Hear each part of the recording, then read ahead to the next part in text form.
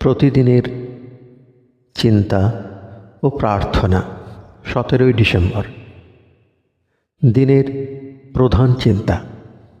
আমরা যদি এক মুহূর্তের জন্য মনকে অনন্ত সত্তার উপর নিবিষ্ট করিতে পারি, তবে আমরা তৎক্ষণাৎ পুনর্জীবিত হইব।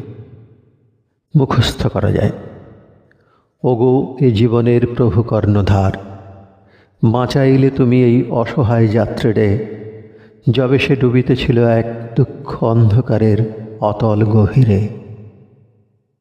উপদেশ। আমরা যখন বাহিরের সংকীর্ণতা ও সাংসারিক সমস্যার মধ্যে ডুবিয়া থাকি, তখন আমাদের শ্বাসরুদ্ধ হয়। আবার যদি আমরা নিজেকে ভুলিয়া যাই, তখন মনের স্থিরতা ও প্রাণের শান্তি ফিরিয়া আসে। ভারাক্রান্ত চিন্তা হইতে নিজেদের মুক্ত করিতে হইবে।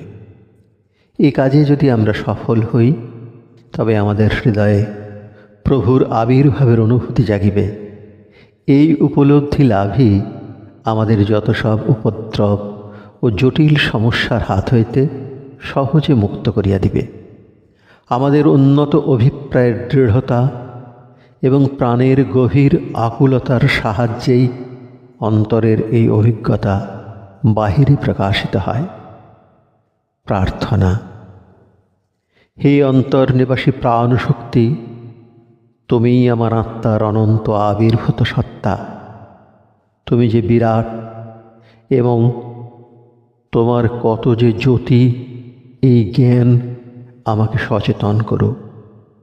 আমার উপরে তোমার শীতল প্রভাব বর্ষণ করো, আমাকে নীরোগ করো, আমাকে পুনর্জীবিত করো। তোমার চিন্তায় যেন আমি নিজেকে সম্পূর্ণরূপে ভুলিয়া যাই।